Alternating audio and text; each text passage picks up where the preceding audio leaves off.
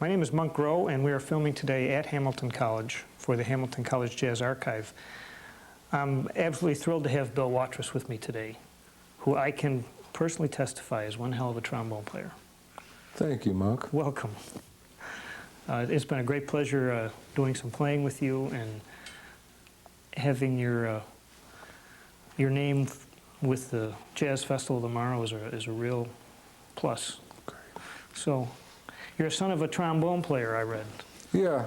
Ralph Watrous played with a lot of territory bands and regional bands, and he did vaudeville. He went to New York and played with the WMCA studio band for a while. Yeah, nothing too exciting. Just yeah. Did he? Was a full-time thing for him, or kind of? At that time, it was. Yeah. It was basically all he had. You know, it's what he did, and it's what he wanted to do with his life, you know. And of course the Depression came around and it took him out. It took a lot of people out. My dad would have been smart if he'd have stayed in it. But something happened. I think he met my mom and got married and realized he had to make a living, you know, and sort of stepped out of the business. And there were other little political factors that sort of dictated his disappearance, so to speak. Seems like the entertainment didn't suffer during the Depression years as much as a lot of the businesses. It's about the only thing that didn't suffer, Yeah. Mark. Yeah. And curious, you mentioned territory bands. This is the East Coast, right? Mm-hmm. Well, he was mainly functioning in Cincinnati at the time. Usually when I hear the term territory bands, I think of the Midwest for some reason, but I guess anybody could have a territory band. Yeah, well, it was Midwest. But I mean, territorial bands are everywhere. Yeah. You know, you see them and we hear about them. Yeah. Yeah. How did your music experience in the public school system affect you? Was it okay, or did you kind of? It was okay. We had. I remember in grammar school there was a little old Earl Berry. He was a violin player, actually. A nice little old man with a mustache, and we had a silly little band made up of around 19 violins, 4 or 5 mandolins, 3 or 4 or 5 maybe accordions, a bunch of metal clarinets, and a drummer and me. And that was what the band was, you know. And oddly enough, I actually wrote in the 7th grade, I wrote the Niantic School March, which we played, of course. You know, I wrote it out, and he transcribed it the way he thought I meant it. You know, I was rather, you know, what he did wasn't exactly what I had in mind, but we played it that way anyway. You know, because I hadn't notated it correctly. Musically and melodically, it was right, but for some reason there were things that were notated, and I actually quoted the final strain to El Capitan by Sousa in this thing, and not ever having thought about it, but he excised that. Oh, hey, he might have saved you from getting arrested for Could have been. Well, in those plagiarism. days, most of those marches are in the public domain anyway, Yeah. you know, except for those that are still published. That one might still be under under warranty. Yeah. Were you doing piano and stuff at that time? No. I'm always curious how a person who plays a single note instrument hears enough harmony and stuff to write a chart.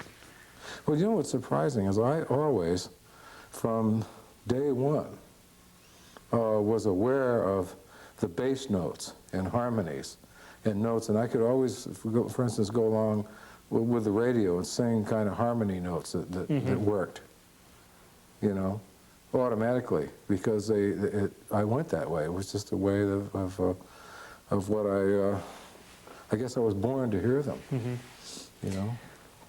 To this day, I'm not a major keyboard player or anything, but when I sit down and write a composition, I just write out the parts. I just write all the parts out. You can hear it. Yeah. I wrote my concerto that way. I wrote a concerto for wind ensemble and trombone. I just sat on the bed and wrote out my solo part, you know, flat out all the way to the end. and then wrote and indicated on the score what I wanted my orchestrator to do. I just sent it over to him and let him do it. That's wild. Yeah. Yeah. Did you like the way you orchestrated it? Oh, it was exactly what I had in mind. Cool. Yeah. It actually comes off sounding a little like Edward Elgar, Uh-huh. the first Wow. movement. Do you get to play that at all anymore? Once in a while. Yeah. Right. Well, did your father, was he pleased that you took up the trombone? Did he want you to? Monk, I suppose he was initially, you know, because he had all kinds of trombones laying around the house, and I would come home from school and I would get them all out, and I'd put a Reynolds bell on an old slide and a Conn bell on a King slide and something else on something else, and you come home and find peanut butter and Bosco all over everything, right? You know. And you know, Bosco, when it dries, it has to be chiseled off. It's like black cement, you know. Not the best thing for a smooth slide. No. He was understanding about it. He never really gave me much attitude about it, you know. And so I just simply developed on my own. I can't recall him taking any active part except to criticize. That was his role, was to be critical. Oh, your mouthpiece isn't positioned properly, bub, or you're using too much pressure, or this, that, and the other thing, little things. And I used to watch how he would keep the corners down when he played, which was, and how gracefully he moved the slide. There weren't any jerky movements at all when he played, so that sort of set, you know. Yeah, you know, I have this recollection. I was either in college or around then, and a bunch of my musician friends were watching a show that you were on. I can't recall what it was, but they had this very close-up thing, and like we just were in awe. First of all, what you were playing, the range and so forth, but that it seemed so effortless and immovable, you know, no gyrations. No, I've never allowed those to become a feature, focal point of my playing, because I learned early on that the fewer number of moving parts when it came to this business here was the most optimum as far as efficiency went. Yeah. And you know, because I tried it a lot of different ways, and if you're really curious and spend a lot of time adjusting what you're doing and are interested enough in it, you'll find the way to do it, you know, to get the best result. You know, that's basically the way I went. So at what point in your high school or whatever, growing up, did you decide, have a feeling that you could make a living as a musician? I guess I was in my, between my junior and senior year, I would say. I got the chance to play. One thing my dad did right, there was a lot of kid bands, you know, that were made up in high school, Policemen's Benevolent Association dances and little quasi, you know, Dixieland bands that weren't very good. My father blocked me from playing with those, but he made inroads with some older, you know, in their 30s and 40s type players who had club date bands around the area. That he made sure he found a way. Actually, it worked out where there was a girl that really was interested in me, whose father was a great saxophone player. And he played in a lot of bands around. And she prevailed upon him, with, of course, prodding from my dad, to start using me on some jobs, saying that I knew a lot of tunes. Well, he didn't know what I knew, you know, with that tune, but I really did, for some reason or other, probably because I absorbed them early, learned a lot of tunes. And the first time I played a little job with them, they were so surprised, he and these other guys, that I knew the tunes they were playing, that they just kept me on. And they put me on a lot of the gigs that they played, and consequently, I didn't fall into these childish habits that a lot of young players have of not knowing the form of things, not knowing the proper way to function in an ensemble. That's a lost art. Why is it a lost art these days? If you got so many music schools now where you can go and learn this craft. But we have all kinds of written music, don't we? We have a lot of big band stuff, and it's all written out. Phil Woods waxes poetic on this point.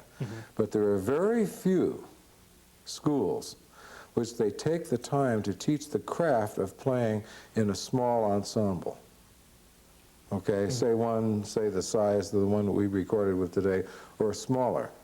You know, very few teach the responsibility of functioning in those ensembles. I have a little question and answer game that I play with every clinic group I work for. I say, okay, I got a question for you all. I have $100 in my pocket for the person who comes up with the right answer. Does anyone here give me, in 4 words, the primary function that you have to assume in an ensemble? And I'll wait, and someone will say, well, to play in tune. I say, that's part of it. And someone will say, well, to blend. I says, yeah, that's good, that's nice. I said, to play in time, I say, that's good too. And to get a good sound, yeah. It says, your primary function is to protect the sound. That is the primary function in any ensemble. And the young people, as far as playing together, listen to young combos, for example. You'll hear everything wrong there is to hear in young high school combos, with few exceptions. Every so often, some will come along and spend some time listening to Clifford Brown records, and you'll have somebody come out and play Joy Spring, okay, and have an idea as to what it goes. But most of them don't do that, you know. They're picking and, you know, sort of like flailing out, trying very hard, but flailing very hard out into the open air to try to find something that works, and they're still thinking like a big band instead of like a combo. And this is what happens. Yeah. Yeah, in high school they don't get much chance to do the small combos, or how many instructors in high school really know how that goes Or anyway? have the time, Monk. Have the time, yeah.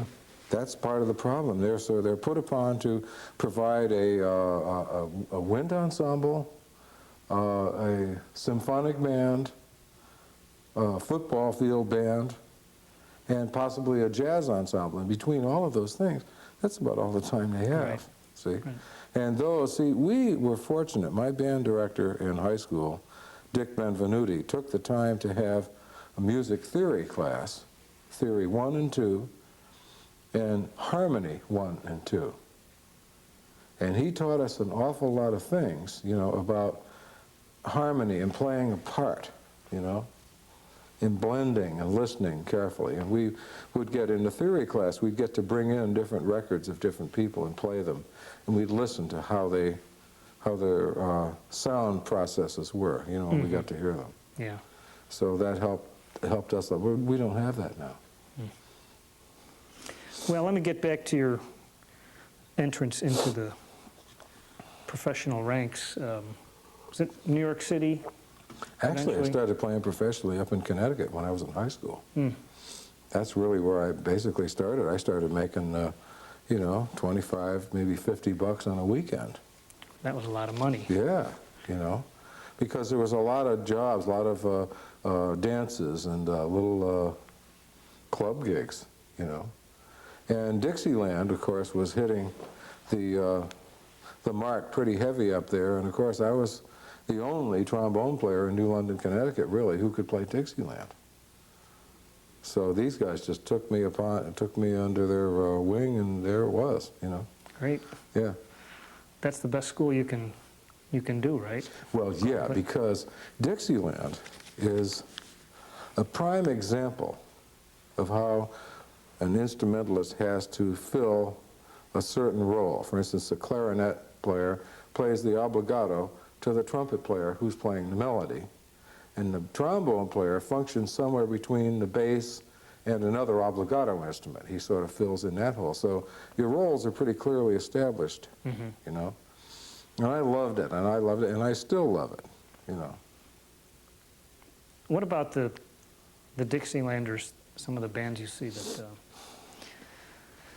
oh gosh, straw hats and the suits and so forth. I see a lot of that in California with the Dixieland societies. Are they good players? Some of them are. Yeah. Yeah. It's different levels of bands. The Abalone Stompers, for instance, up in Carmel, were a really good band. Old Jake Stock ran that band. His son Jackson, I believe, runs it now. And there's some great players, Fast Eddie Erickson and Jackie Kuhn. Oh, yeah. I mean, it's some really great players, no question about it, you know. Anybody who's heard Fast Eddie Erickson play the banjo has to admit that that's a serious instrument, you know. You know. And Jackie Kuhn is one of the 7 wonders of the world, and Buddy Jones up there, who used to play with Charlie Parker and played bass on the Jack Sterling show back during the 50s, you know. They've all got quite a background behind them. Wow. Billy Butterfield and Kay Winding, you got into that? Butterfield came first. He, I was actually I had just gotten out of the Navy. Actually, no, they were sort of interspersed with each other. I take that back. I was just about to get discharged from the Navy when my brother and this funky girl that he was dating at the time came down to my house at the Brooklyn Navy Yard, and they were all discussing what I was going to do when I got out of the Navy. And I said, well, I could go and I could call up Kay Winding and get a job right away. So she says, go ahead, do it, this chick, right? We didn't even have a phone. Okay, so I had to go down in the basement down there, and I looked up and called information and found out, sure enough, Kay Winding lived in Dobbs Ferry, New York. So I called him, and lo and behold, got him on the phone.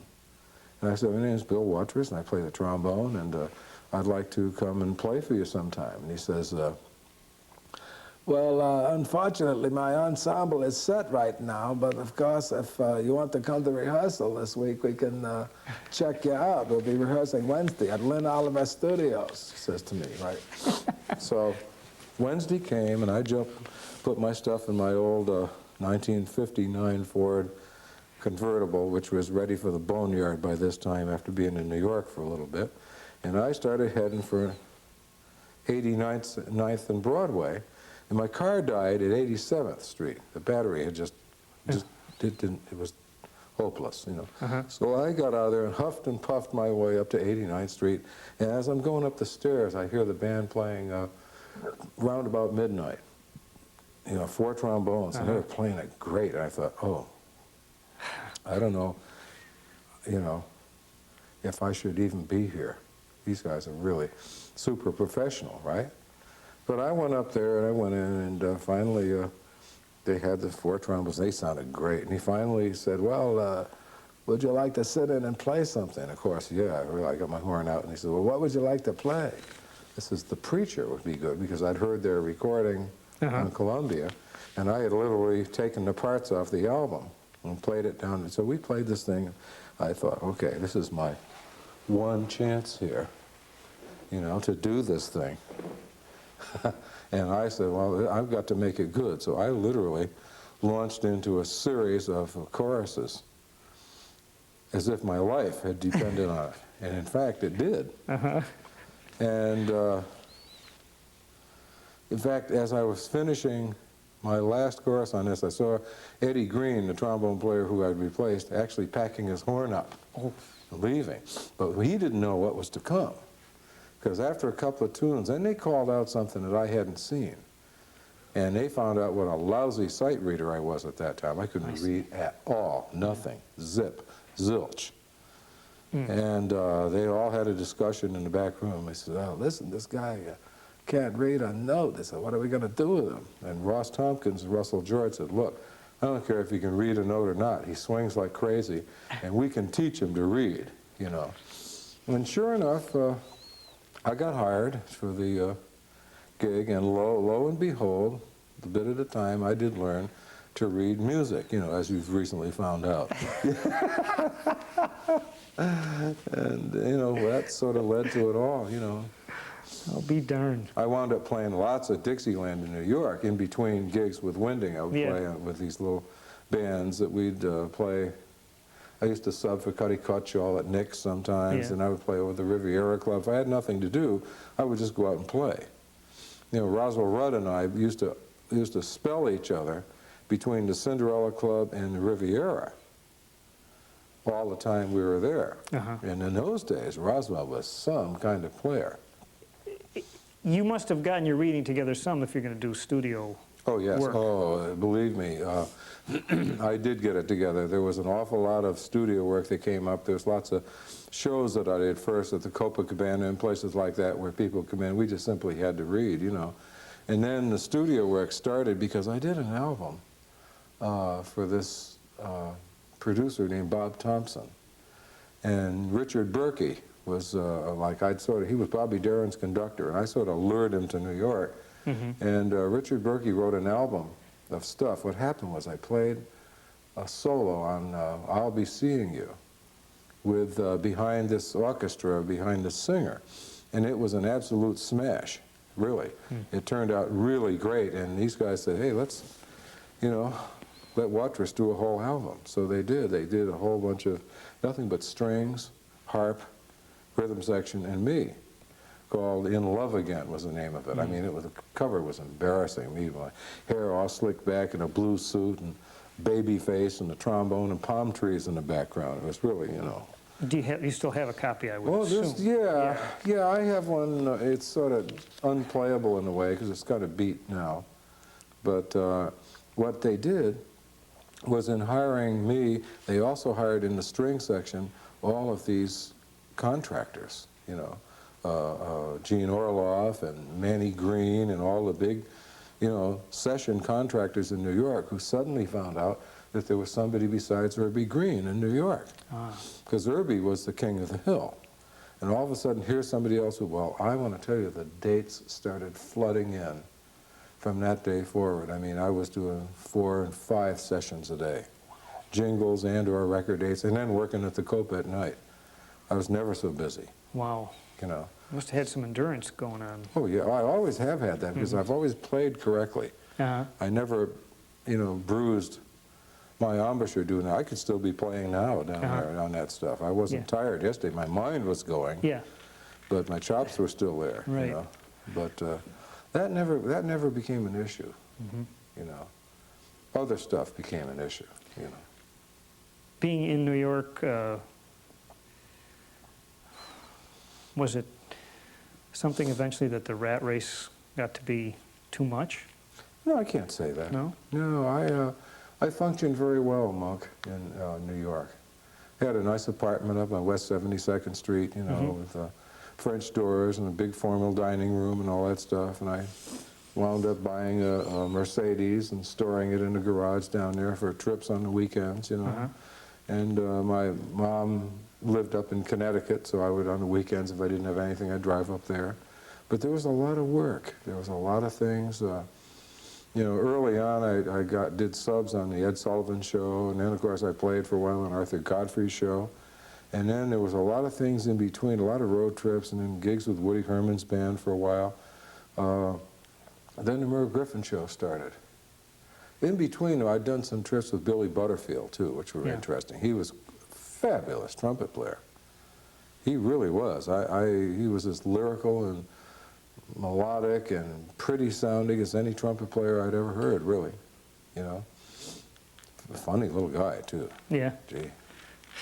But after that, came the Merv Griffin Show. In fact, I had to beg Woody to let me off. I actually played, prior to that, with Quincy Jones's big band, which was interesting, too.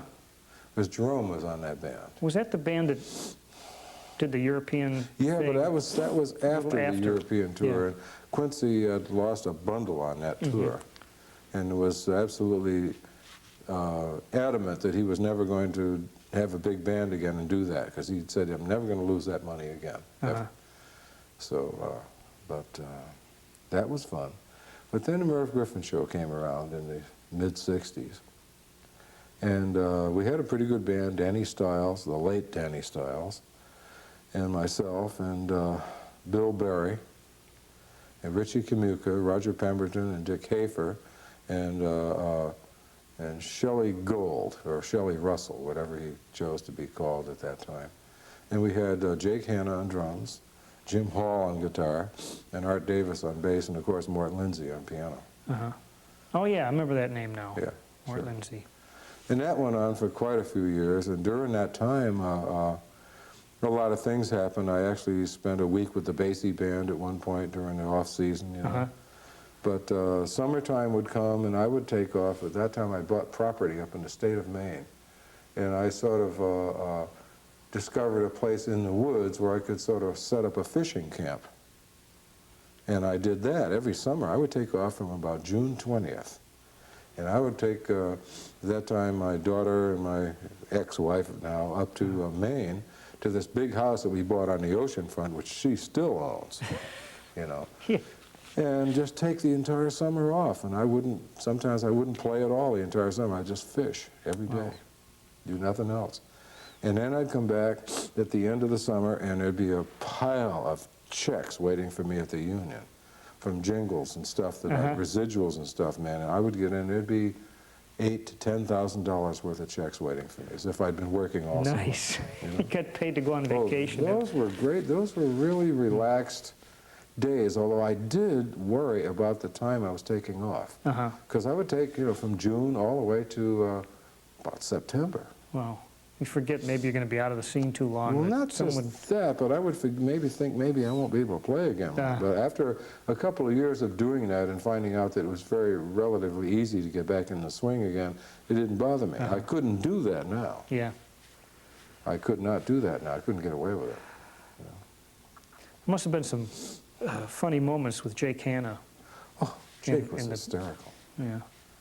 He would say, so many drummers, so little time, you know. Now, you told me about some guy who fell off a scaffold. Oh, yeah, a guy came falling off the boom. He was a boom operator, and he lost his balance and fell down and bounced all the way down, hitting things, and he finally caught himself in the leg, and Jake was...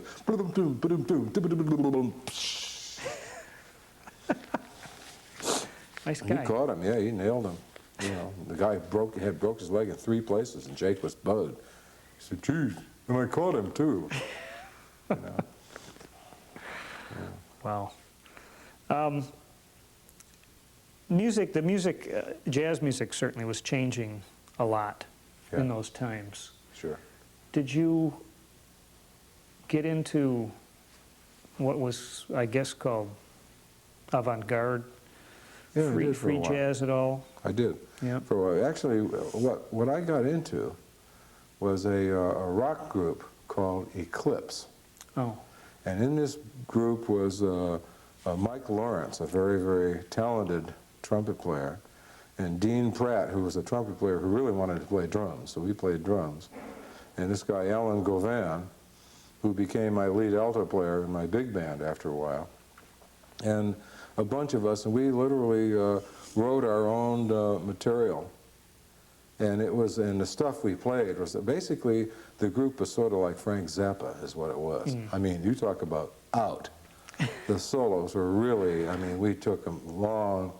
In fact, I played on Genya Ravan and 10-wheel drive for a while prior to this. And then I left her to do some things with this group. And we tried and tried and tried to find a decent lead singer. And we never did find one until we scored a kid named Kim Milford, who became the singer and lead actor in the Rocky Horror Picture Show. Oh, no kidding.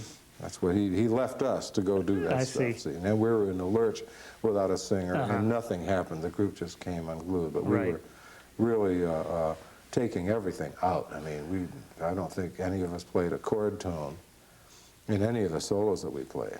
Wow. Once in a while, I will go way outside. I worked last weekend. I was in Delaware Water Gap. I worked a couple of concerts with this high school band. And then I went up in the Delaware Water Gap and played with Irby's kid, Jesse, on piano, who's wonderful, you know, and a couple of good rhythm section players in this club, the Deerhead Inn. And as the night went on, we got progressively more involved until the last tune we played this Bud Powell tune called Haig and Haig. You know, it sounds like rhythming, you know, but it isn't.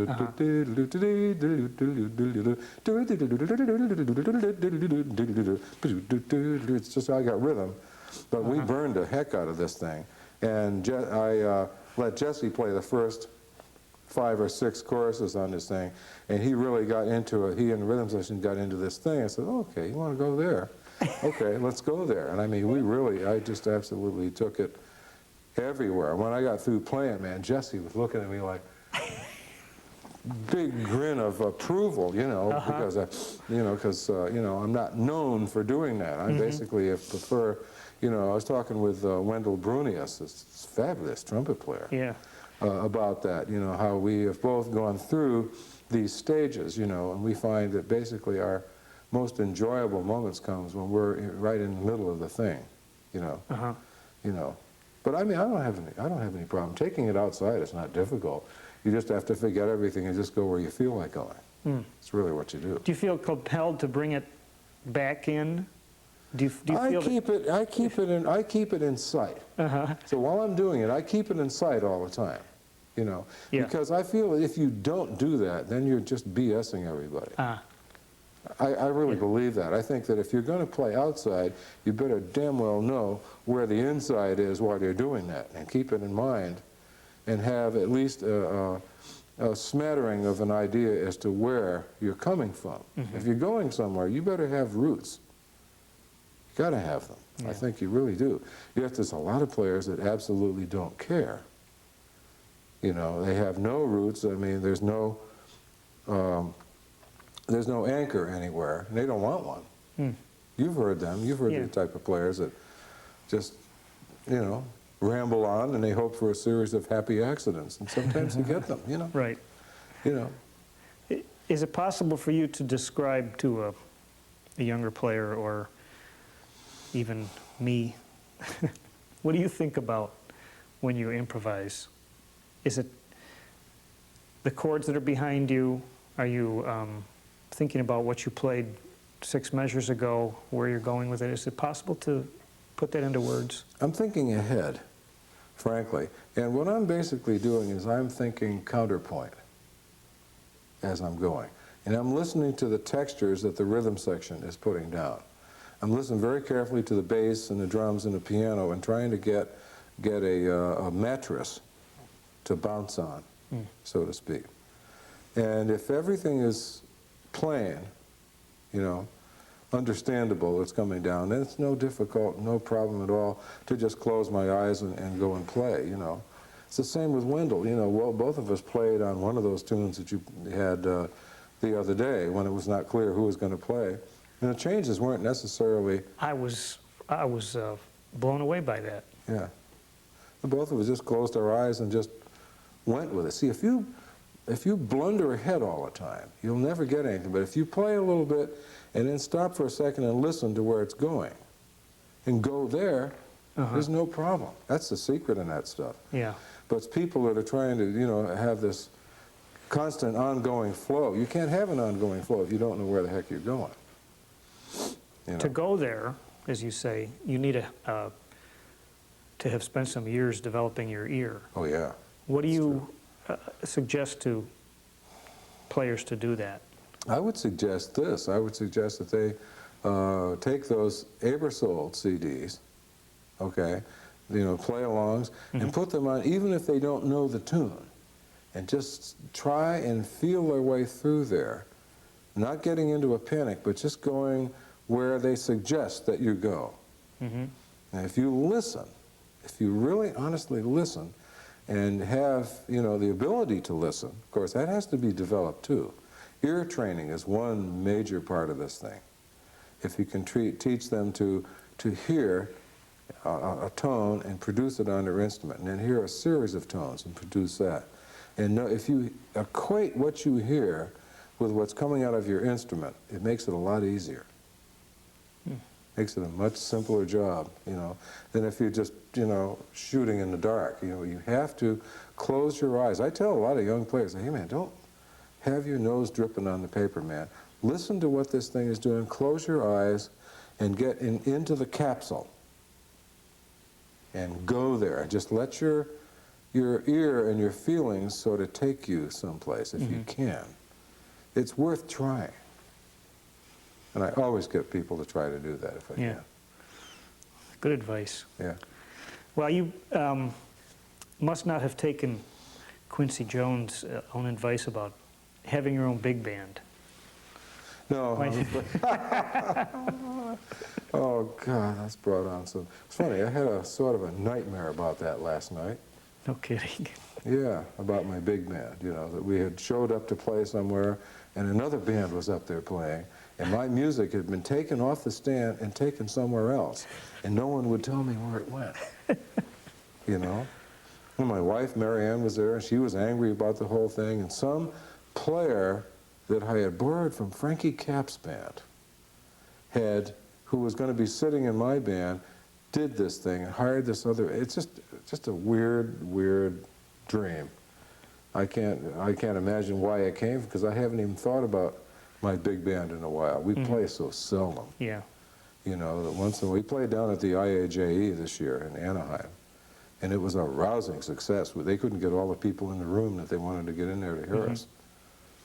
You have a core of guys you try to get. Yeah. And then you move to I get them. You get them. Oh, no, I usually always get them. That's great. I don't have a problem. See, my band is rather special in the fact that almost everybody gets to blow. It's not like other big bands. I do like Thad and Mel did with the band.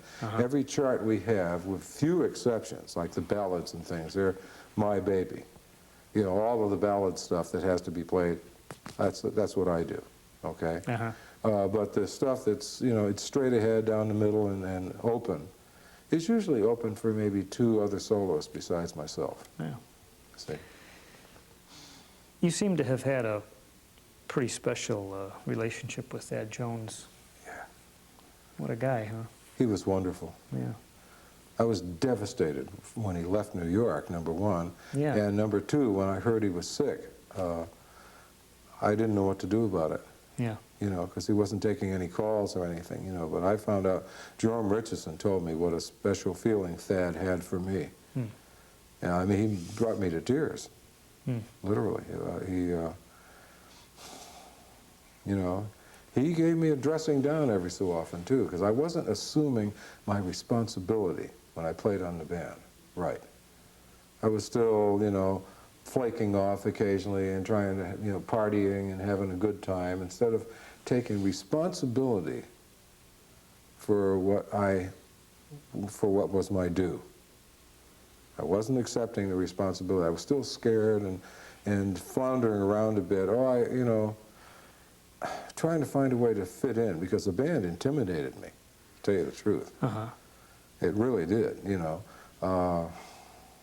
It just went places I never imagined that a band could go. A big band could go. That's right. Yeah. And I never forgot that. And when I came off of that band and then started working on Bob Rosengarten's band on the Dick Cavett show, and that was a very professionally adept ensemble. I would have to say in studios, that was the most adept ensemble I had ever played with. I mean, we had great players on there, you know, I mean, and they were just taking no prisoners. The band was so clean and so right, and what Rosengarten would do, bless him, man, is we would go into rehearsal, and the first 45 minutes that we were there, he would pull stuff out of the library, we would just blow and get it out of our system. He would open it up and let guys play, you know, let Eddie Daniels play, let me play, let Virgil Jones play a little bit, you know, and it was a real learning experience. But it was a blowing experience that actually, it gave us a release. It wasn't just a job. We went there, when we went to rehearsal, we knew that we were going to play. And when we got through playing, then we would go and rehearse the show. Okay. Okay. Well, he's pretty astute to do something like that. Yeah. But you see, the combination of those things, when I put together my big band, in fact, I drew on some of the charts from the Dick Cavett show to help me, you know, get the ensemble ready, and I took some of the stuff from Lou Anderson's band. I had this chart that he'd written for me on Summer of '42 for me and Danny Stiles to play, and on My One and Only Love was another feature. So I had those two, plus a couple of other things, and by the time I turned around, I had maybe around, I guess, 12 or 13 charts that I could play. So we started playing around, playing some gigs with this menial library that was almost nothing. But the band was exciting enough so that it garnered some attention. And it got John Hammond's attention. It at Columbia, and Willard Alexander's. And they started thinking, hey, now this boy could possibly be another Tommy Dorsey or Benny Goodman here. That's what they were thinking, you know. And God bless them both, you know, for that. Yeah. They would come to our gigs, and of course, then John and Willard then came to me and said, look, we'd like to offer you a Columbia contract. Well, I mean, I could have gone through the floor right there.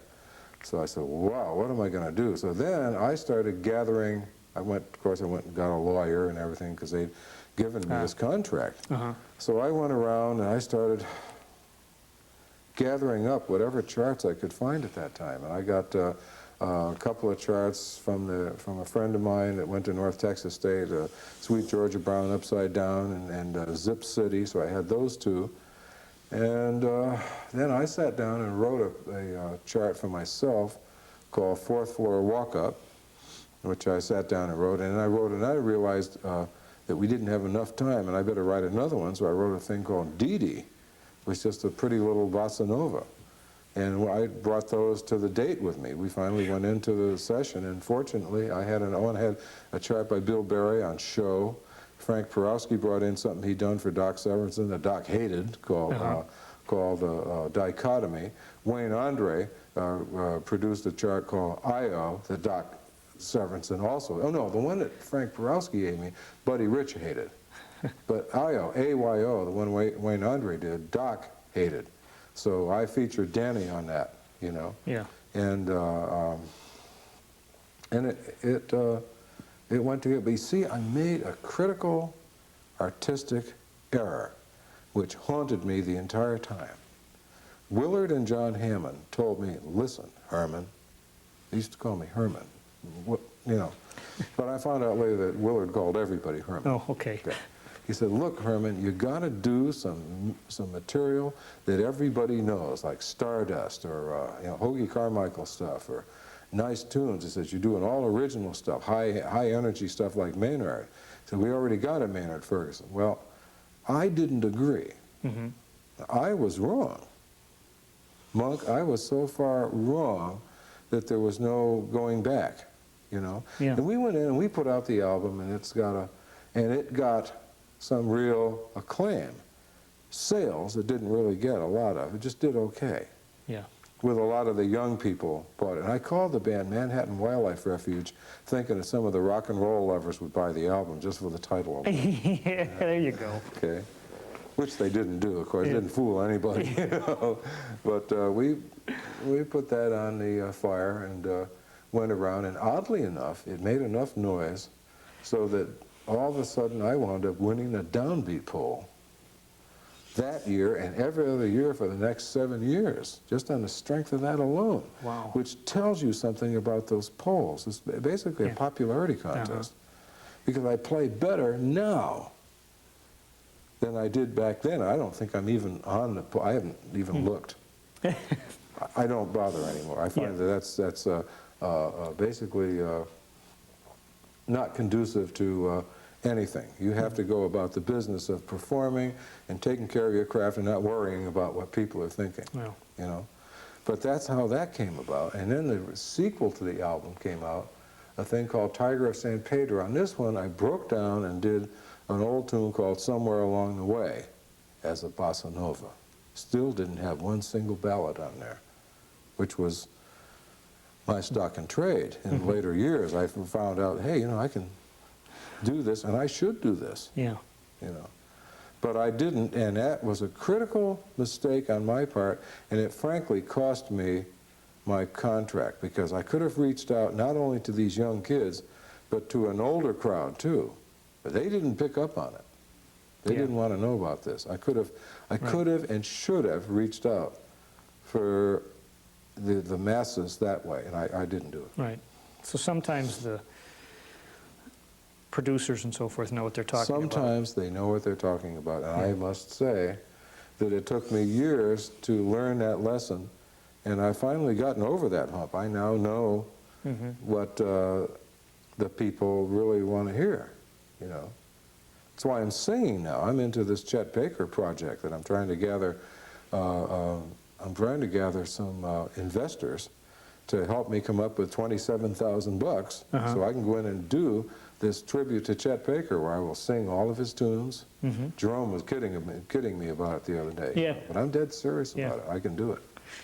Cool. I know I can do it. And I'll Uh-huh. play on them and do all Yeah. of this stuff. And Well, best of luck with that. hey, See, you're going to need it. You know? Yeah. But it'll be easy. I don't even look upon it as a challenge. It'll be like falling off a log. Because I've been singing for years. Mm-hmm. I just haven't really, pushed it. Sue Rainey pushed me into it. Uh-huh. She said, she got me to sing with her on a gig. She says, why aren't you doing this? You're wonderful. Do it. And I took that. I said, okay, Sue, if people throw tomatoes at me, I'm going to blame you. Uh-huh. Okay? And she laughed, but she's one of the greatest things since sliced bread, that chick. Have you heard her? You know? Oh, she I've is. seen her name around quite a bit. She's so good and so nice, And she's one of the rarities in our business, you know, an unspoiled female. Yeah. Really. Singers can be a whole trip, huh? A piece of work. Talk about insecurity. Oh, good Lord. Yeah. That's why they used to make them ride in the back of the bus. Hope the fumes get to them. Oh, no, they taught them humility in those days. They don't have it anymore. There's no humility. Yeah. See, they run the show now, and we ride in the back of the bus. I see. Okay. Yeah. Well, listen, what took you from one coast to the other? I met a girl that I loved, and still do, Mary Ann. In fact, she's the person that sent the mailer out to you. Yeah. Got here. She's 17 years younger than me, and she's very pretty, and very cute, and very tiny, and still looks the same way she did when I met her back in 76, when I first met her. And she hasn't changed. Wow. Now, that's weird. But she really hasn't. She's got the same shape she had back then, and same cute little face and blue eyes and pointed nose, and everything's intact, Well, she obviously helps you run your business. She does. If she worked harder at it, I'd be even busier.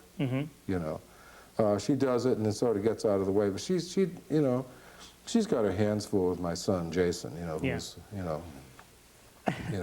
15 going on 40. Or 15 going on 11. Oh, It yeah, depends that on what too. day. Yeah, that's more like it. He's very immature, this kid. But he's so big and strong that if he ever really finds how great he is at baseball, he will start taking it very seriously. Because we've started to show him that there's a lot of money in this, and he's starting to see money excites him. Yeah. And that's a kind of a dumb way to get someone involved in it. I never got into music for the money. I never thought about it. To me, it was always for the glory, honest to God, for the glory of playing music. That's where it all began. To me, that was a very honorable thing and a fabulously exciting thing to do, to get up with a great band and play. I thought that everybody liked and admired that situation, There was enough guys around who felt that way, I guess, to make you it, make you want to go there. Was the West Coast music scene a totally different? It was different, but you see, New York was already in a state of flux at that point. It was, studios were closing down left and right in favor of synthesizers, and everything was moving towards motion pictures and TV. And Patrick Williams had called me up and said, look, because I was looking for an excuse to go out there, because I had just met Mary Ann. I took a tour, and I played Dante's out there in Los Angeles, and I met this gorgeous creature, and I threw away my black book. I said, this is it. This I gotta have, And when I called him and I got an affirmative response from him, that was all the excuse I needed to go out, because I immediately went out there and I started working for Marion Klein, the Kleins, and I started doing all of Pat's shows, Tony Randall and Mary Tyler Moore and Rhoda and Lou Grant Show and Charlie's Angels You know, all of Yeah. these, and Fantasy Island. So I had all of those shows I was doing each week. This is before they went and had the strike, and then they, of course, changed the law, the rules of the union, which meant they didn't have to score a new show every week. Stupid union gave them the right to use library. Oh, boy. Yeah. And to this day, I was talking with Pat Williams the other day, and it's all changed now. That's all gone. It's all gone. In 1990, it sort of dried up totally. It was gone. Now, the only thing that uses orchestras is motion pictures, and I never really cracked that berry because all of the composers that were doing motion pictures worked for this one odious female contractor out there who runs the entire show, runs everything. Oh, And she doesn't want any stars. She just wants Indians, I see. no chiefs. Uh-huh. Okay. Why did the union do what sounds like a pretty stupid thing to do? Why do the unions do everything? They Uh-huh. get paid off. Oh, Jesus. Sure, Yeah. easy. Major paid off. Very, very unfortunate. Wow. So it's the 90s, and what's the state of jazz? in State your of jazz opinion? is always going to be, see, the beauty of jazz, Monk, and you know this too, so I'm not telling you anything you don't know. Jazz will always be there. The state of jazz is that it will always be there. It will never leave, you see, because jazz has been there for a century. Mhm. All right, it's been there for a long time, and it doesn't go away. And you know why it doesn't go away? Because it's great music. Because truly great and gifted musicians made it happen from the beginning of time. And they don't fade away like your rock groups disappear and go off into the distance. You know, come and go. You know? Yeah, yeah. There's a lot of longevity there. Oh, boy. Yeah, true. Okay, here's a hard question. Can you think of, in all the TV shows or whatever, some of the most ridiculous things you've seen happen on stage or in the band or... Well, I was involved in one of them, Yes. I'll tell you. There was a show on TV years ago called The Gong Show. Mm-hmm. Remember with Chuck Barris? Oh, yes. Well, I, at that time, was fooling around with didgeridoo sounds on my instrument. And I could literally sort of talk syllables and words. And I got so I could recite the Pledge of Allegiance. You know, I'm playing, right? I can't do it anymore for some reason. But I was doing something for Milton DeLugg, who was the leader, and I did it, and he fell down laughing. He says, "You got to come do that for Chucky." So I go over to NBC, and here's all of these bald-headed people in diapers and strange old ladies and tutus and strangest, absolute most amazing freaks you ever saw. And I went and did this thing for Chuck Barris. Well, Chuck spit out his orange that he was eating. He said, "You got to do this." So they rented me a California State Highway Patrolman's uniform. And they gave me a name, Frederick Fumducker, Officer Freddie Fumducker, honest to God. And they put me on this show. And what happened was at rehearsal, Joe Howard, the trombone player on the show, didn't know me when I came out, and he got laughing so hard that I couldn't do my bit. Oh, no. And I finally, after rehearsal, I went over to Joe. I said, "Hey, Joe, it's me, Watrous." "Watrous? God, I thought it'd be..." He says, "Whatever you do, don't do that on the show. If you can take a tranquilizer or something, do it, because I want to get through this thing, right?" So I went out there, and the show is done in scenic downtown Burbank, and it's the home of all of the right-wing extremist groups. And they took offense because they put an American flag on either side of me when I went out in my highway patrol uniform and started this thing. Oh. And they started hooting and hollering, and of course J.P. Morgan got up and gonged me and got me off of there mercifully. And I luckily got out. They were, "Hey, you don't like this country? Go back to Russia, you commie pig." I mean, they're yelling at me. I'm on the stage, right? So I took, my wife was with me, and I said, "Honey, let's get out of here before this show gets out, because if these people see me, I'm dead meat." We just got out of there with our skin, you know. Holy cow. I mean, you do anything in those days, anything could have happened, you know. I hear they're going to revive the show again.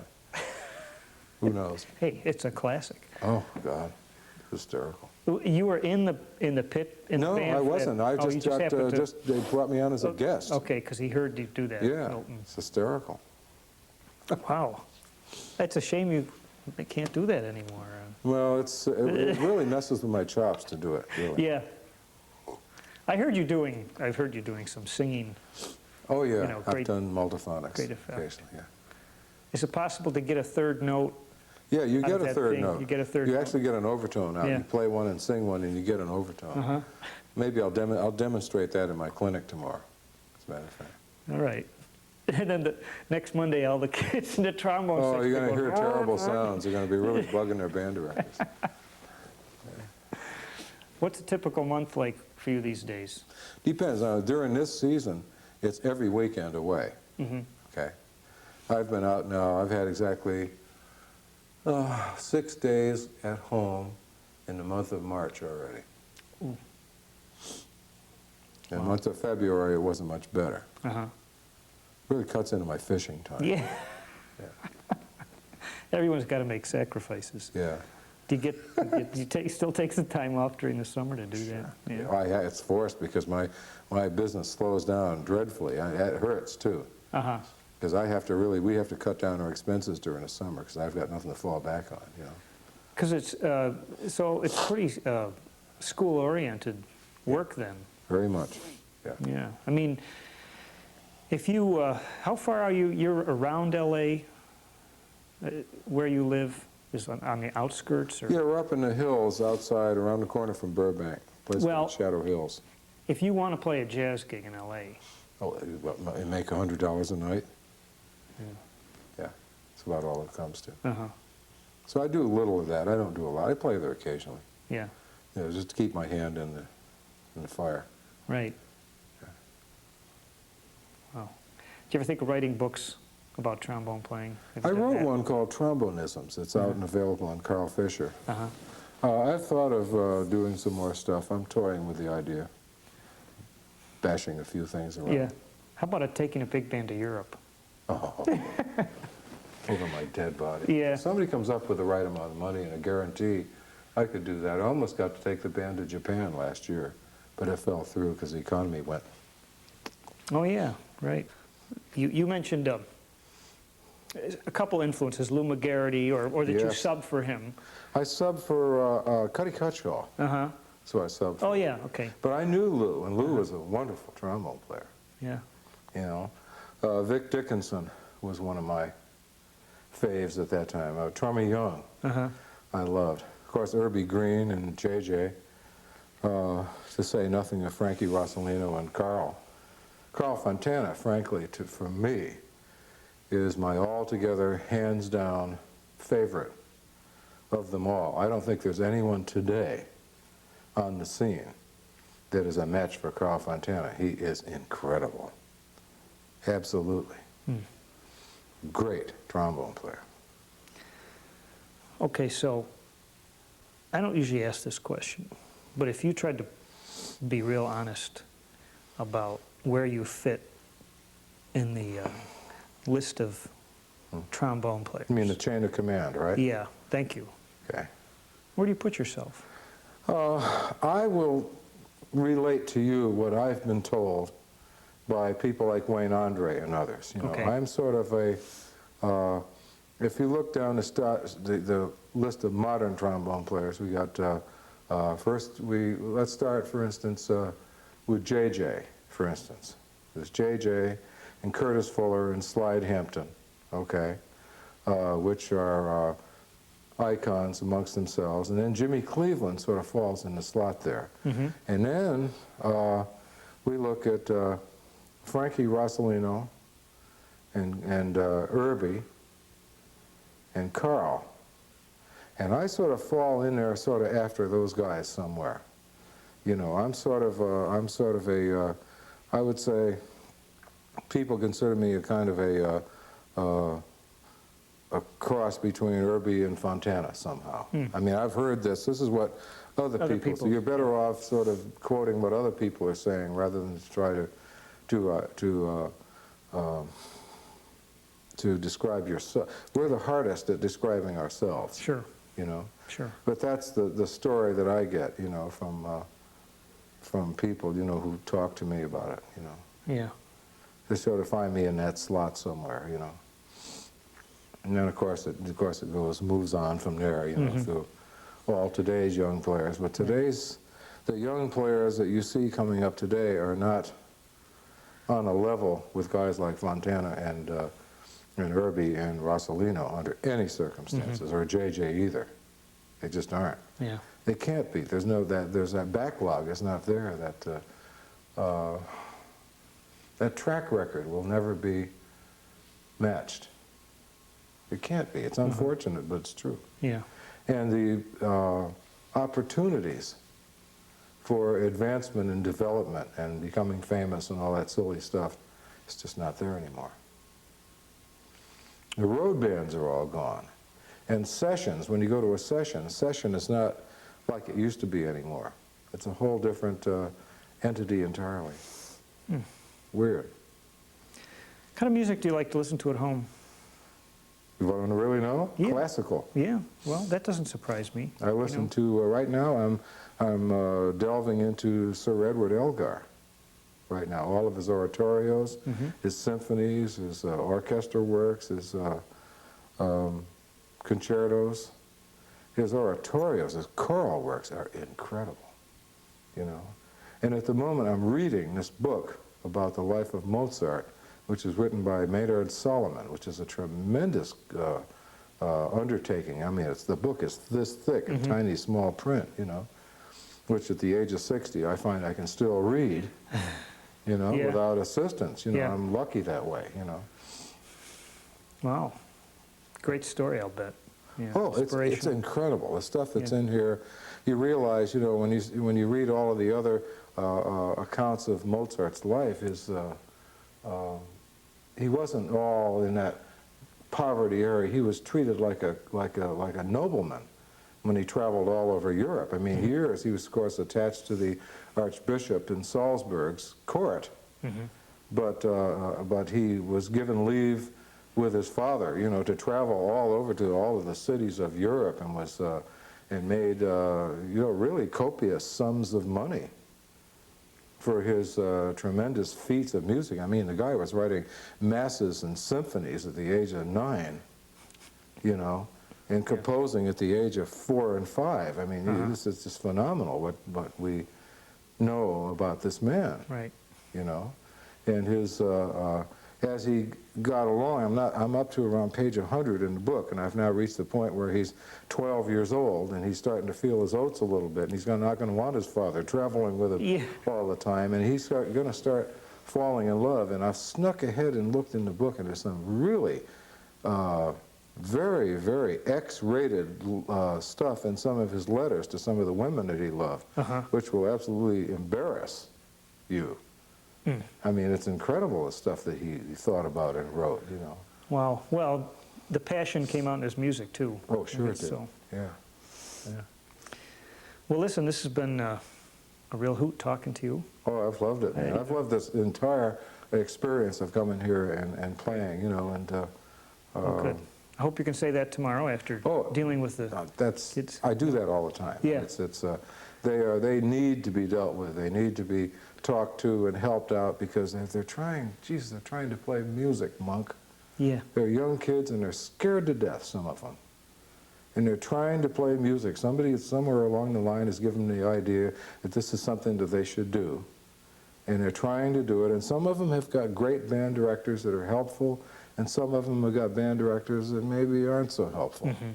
You know, and some are falling by the wayside and not getting what they need, which I think is a travesty, frankly. The number of really great band directors who can truly give these kids what they need is, I would say, in the minority. I'd say 20% of the band directors that I see and deal with really know what they're doing. The rest of them need help. You know, some are marginal, some are adequate, but so those that are great are really great. They are really something else. And their bands reflect what they're doing, you know. That's what I see, you know, Right. in working with these kids. And boy, if I can give them anything at all, you know, more power to them, you know, All right. really. Well, best of luck to you in the future. I'm sure we'll cross paths again soon. Monk, I Like hope, I tomorrow. honestly and truly hope this isn't the last time that we get together, because I've taken a sincere liking to you as a person and as a musician. Thank you. I believe in what you're doing, and I just like anybody else that's called Monk. Isn't that something? Because my wife calls me Monk, Yeah. you know. We must be all right guys, you know that? It can't be terrible. I think so. Thank you very much. Thank you very much, Monk. Okay.